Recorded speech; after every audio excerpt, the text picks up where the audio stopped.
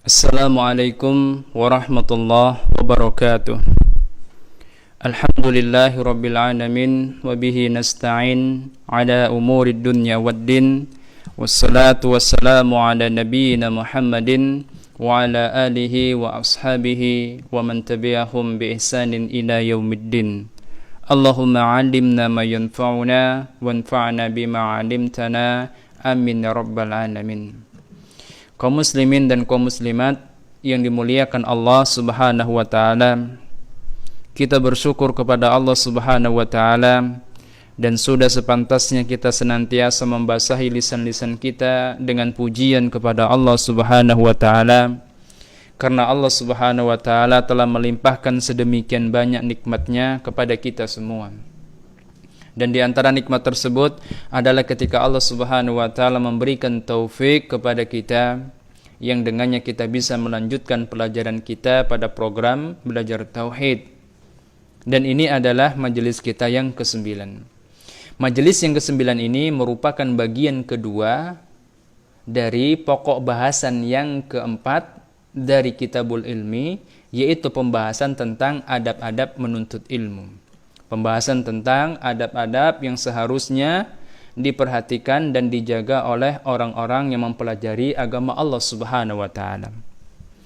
Ada sedemikian banyak adab yang seharusnya diperhatikan dan dijaga oleh para penuntut ilmu yang mempelajari ilmu agama Allah Subhanahu wa taala. Dan para ulama, banyak di antara para ulama yang menyusun kitab khusus tentang hal ini, tentang urusan adab di dalam mempelajari ilmu agama Allah Subhanahu wa taala. Di antara mereka ada yang menyebutkan 60 adab atau bahkan lebih daripada itu, ya. Dan kita insyaallah taala hanya akan membahas adab-adab yang paling penting dari sedemikian banyak adab yang seharusnya ada pada seorang penuntut ilmu. Insyaallah kita akan membahas 7 adab yang terpenting, ya. Yang pertama adalah ikhlas di dalam menuntut ilmu. Yang kedua, senantiasa meminta pertolongan kepada Allah Subhanahu wa taala. Yang ketiga, menjaga kesucian hati. Yang keempat, menjauhi maksiat. Yang kelima, bersungguh-sungguh. Yang keenam, bersabar. Dan yang ketujuh, mengamalkan ilmu. Sekarang kita masuk pada adab yang pertama, yaitu ikhlas di dalam menuntut ilmu. Ya, ikhlas di dalam menuntut ilmu. Ikhlas di dalam menuntut ilmu adalah merupakan adab yang paling penting. Ya, merupakan adab yang paling penting yang harus dimiliki oleh para penuntut ilmu. Ikhlas itu merupakan sarana yang paling bermanfaat untuk mendapatkan ilmu dan sebab utama keberkahan ilmu. Sarana yang paling bermanfaat untuk mendapatkan ilmu dan sebab utama keberkahan ilmu. Allah Azza wa Jalla berfirman di dalam surah Al-Bayyinah ayat yang kelima, "Wa ma umiru illa liya'budullaha mukhlishina lahuddin hunafa wa yuqimus salata wa yu'tuz zakata wa dzalika dinul qayyimah." Padahal mereka umat manusia itu tidak diperintah apapun kecuali agar mereka beribadah kepada Allah Subhanahu wa taala dengan memurnikan ketaatan kepadanya di dalam menjalankan agamanya yang lurus, ya. Jadi umat manusia itu tidak memiliki kewajiban apapun kecuali mengamalkan agama Allah Subhanahu wa taala. Ya, kita tidak memiliki kewajiban apapun kecuali mengamalkan agama Allah Subhanahu wa taala dengan penuh keikhlasan kepadanya. Nabi kita sallallahu alaihi wasallam bersabda, "Innamal a'malu binniyat." Ya, sesungguhnya nilai amalan-amalan itu bergantung kepada niatnya. Wa innamal likulli imri'in ma nawa. Dan sesungguhnya tiap-tiap orang itu bakal diberi balasan atas amalannya sesuai dengan apa yang diniatkannya. Ya, faman kanat hijratuhu ila dunya yusibuha aw imra'atin yankihuha fahijratuhu ila ma hajara ilaihi. Barang siapa yang dia hijrah tapi tujuannya karena ingin mendapatkan dunia atau karena ingin menikahi seorang wanita, maka hijrahnya kepada apa ya, maka hijrahnya kepada apa yang diniatkannya. Kaum muslimin yang dimuliakan Allah Subhanahu wa taala. Hadis ini memiliki asbabul wurud, ya, memiliki asbabul wurud, memiliki latar belakang, ya. Memiliki latar belakang yang menyebabkan adanya ucapan seperti ini dari Rasulullah sallallahu alaihi wasallam. Sebabnya adalah karena pada zaman dahulu ada seorang laki-laki yang ikut hijrah dari kota Makkah ke kota Madinah. Iya. Akan tetapi kalau kaum muslimin ketika itu hijrah meninggalkan Makkah menuju Madinah, tujuannya adalah untuk menyelamatkan agamanya, laki-laki ini tadi berbeda. Dia ikut hijrah bersama rombongan kaum muslimin, tujuannya adalah karena ingin menikahi salah seorang janda yang ikut di dalam rombongan kaum muslimin berhijrah ke kota Madinah. Ya, wanita tersebut namanya Ummu Qais. Maka laki-laki ini kemudian diberi julukan Muhajiru Ummi Qais. Ya, seorang laki-laki yang hijrah karena Ummu Qais. Iya. Jadi kaum muslimin yang dimuliakan Allah Subhanahu wa taala, seluruh amalan itu nilainya di sisi Allah Subhanahu wa taala bergantung kepada niatnya. Dan tiap-tiap orang itu akan mendapatkan balasan dari sisi Allah Subhanahu wa taala atas amalan-amalannya juga sesuai dengan apa yang menjadi niat dari amalannya. Kemudian Nabi kita sallallahu alaihi wasallam juga bersabda, "Man talabal ilma liujawira bihi al-ulama aw liyumariya bihi as-sufaha aw yasrifa bihi wujuhan nas ilaihi adkhalahullahu an-nara wa iyadu billah." Kata Nabi sallallahu alaihi wasallam, "Man talabal ilma liyujawira bihi al-ulama." Siapa yang menuntut ilmu untuk mendebat para ulama, aw liyumariya bihi sufaha, atau untuk mengolok-olok orang yang bodoh, ya, aw yasrifa bihi wujuhan nas, atau untuk memalingkan manusia kepadanya, ya, memalingkan wajah-wajah manusia kepadanya, maksudnya karena ingin mencari popularitas dan keuntungan dunia, adkhalahullahu an-nara, maka Allah Subhanahu wa taala akan masukkan dia ke dalam neraka wa iyadzubillah. Ya. Ini ancaman bagi orang-orang yang mempelajari agama Allah Subhanahu wa taala, ya, bukan untuk ketakwaannya kepada Allah Subhanahu wa taala, tetapi untuk mendapat para ulama, untuk mengolok-olok orang-orang yang bodoh, atau untuk mendapatkan keuntungan dunia, diancam oleh Allah Subhanahu wa taala melalui lisan Rasulnya bakal dimasukkan ke dalam neraka wa iyadzubillah. Disinilah kaum muslimin dan kaum muslimat yang dimuliakan Allah Subhanahu wa taala, pentingnya bagi kita untuk senantiasa menjaga keikhlasan hati kita di dalam mengamalkan seluruh ketaatan kepada Allah Subhanahu wa taala, termasuk di dalam menuntut ilmu agama. Iya. Salah seorang salaf mengatakan, "Ahabbul amali ilallah talabul ilmi lillah." Ya. Amalan yang paling dicintai oleh Allah Subhanahu wa taala adalah mempelajari ilmu agama karena Allah Subhanahu wa taala.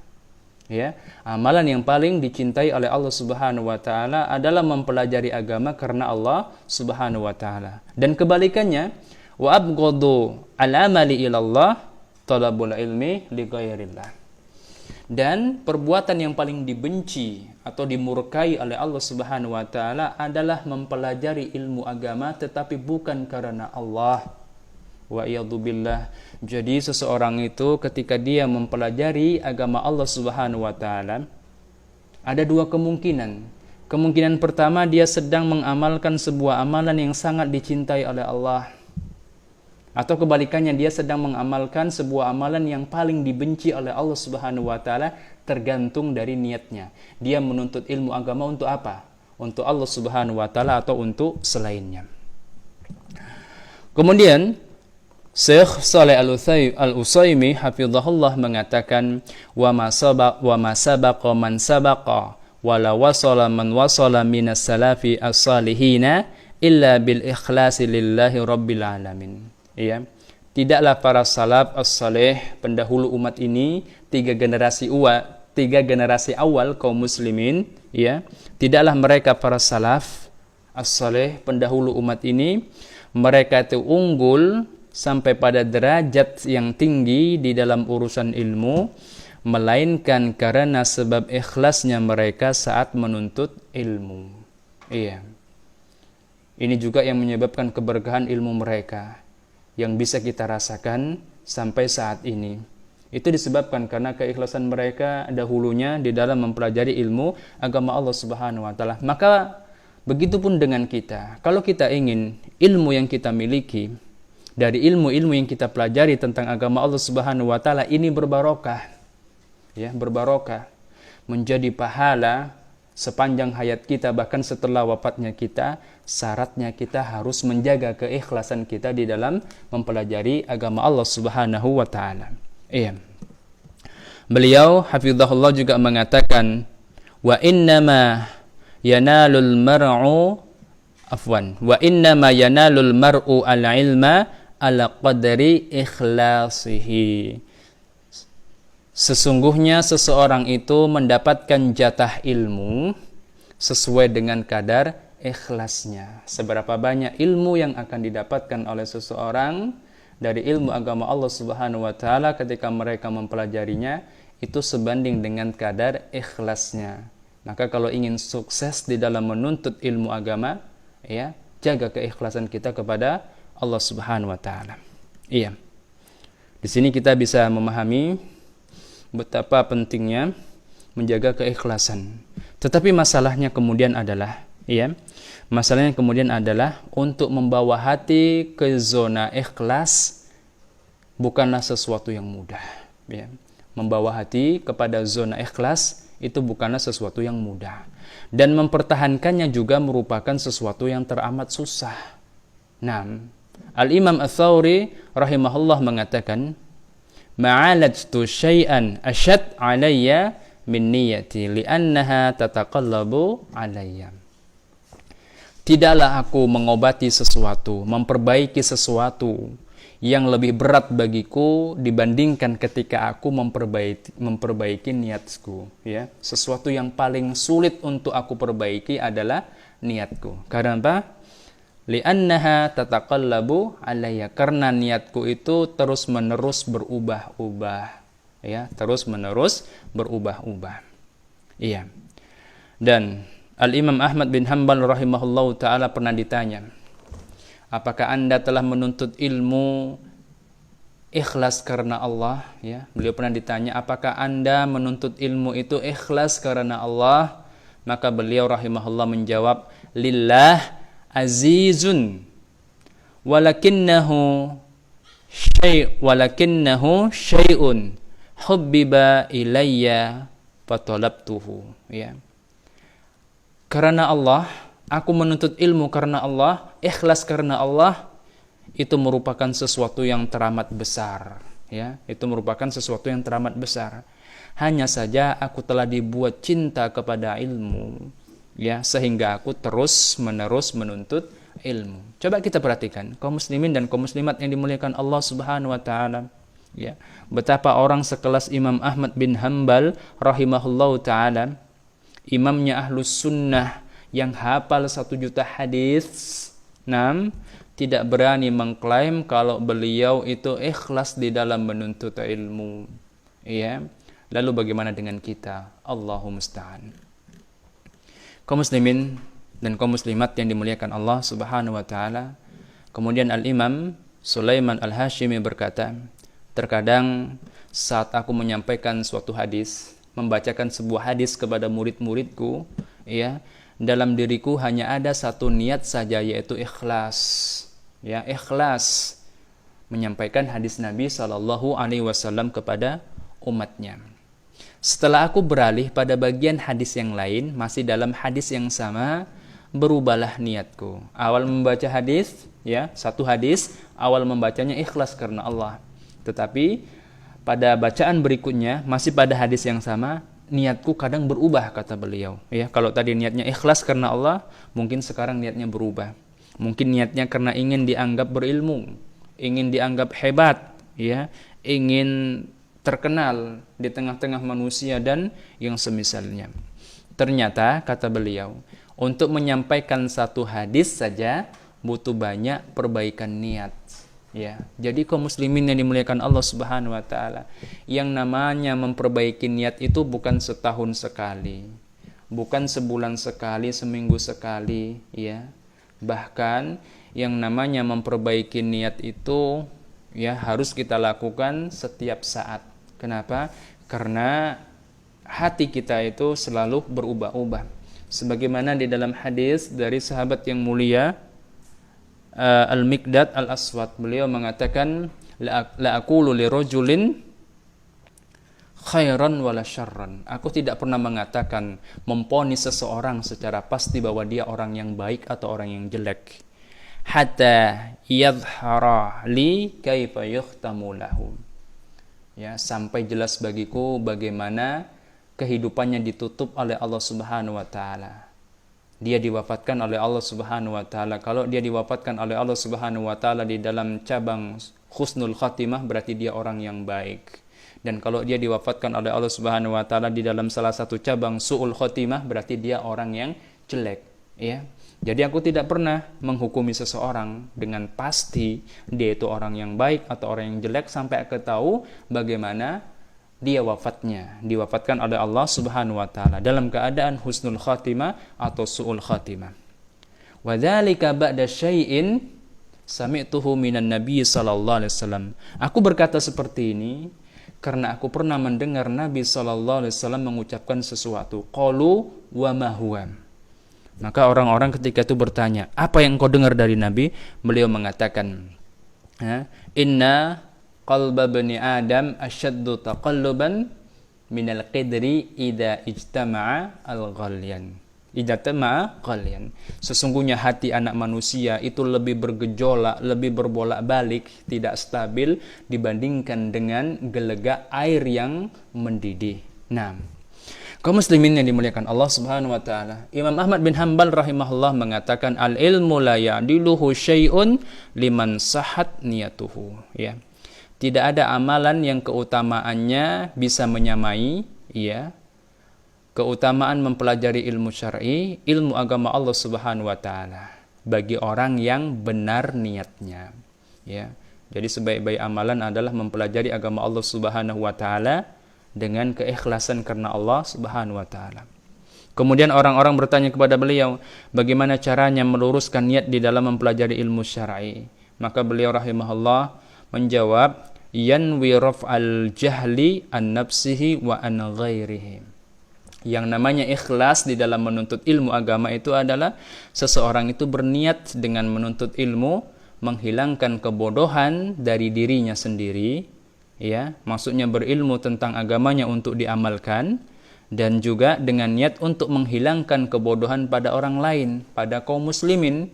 Maksudnya niatnya adalah untuk mendakwahkan ilmu di jalan Allah Subhanahu wa taala. Kaum muslimin dan kaum muslimat yang dimuliakan Allah Subhanahu wa taala, kesimpulan dari pelajaran kita di majelis yang ke-9 ini adalah bahwasannya dari sekian banyak adab yang harus dijaga oleh seorang penuntut ilmu, yang paling penting dari itu semua adalah menjaga keikhlasan niat, ya. Dia menjaga keikhlasan niatnya. Kenapa? Karena ikhlas merupakan sarana yang paling bermanfaat untuk mendapatkan ilmu dan sebab utama keberkahan ilmu. Iya. Kaum muslimin dan kaum muslimat yang dimuliakan Allah Subhanahu wa taala, kita cukupkan pelajaran kita yang ke-9 ini sampai di sini. Insyaallah kita lanjutkan pada pelajaran yang akan datang. Nas'alullah an yuwaffiqana fi kulli ma yuhibbuhu wa yardahu. Naktafi bihadzal qadar, billahi taufiq wal hidayah. Wassalamualaikum warahmatullahi wabarakatuh.